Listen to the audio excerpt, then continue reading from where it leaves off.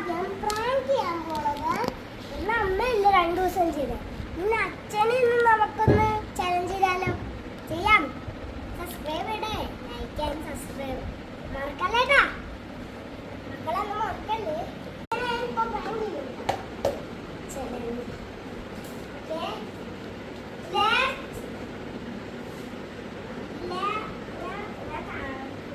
Okay.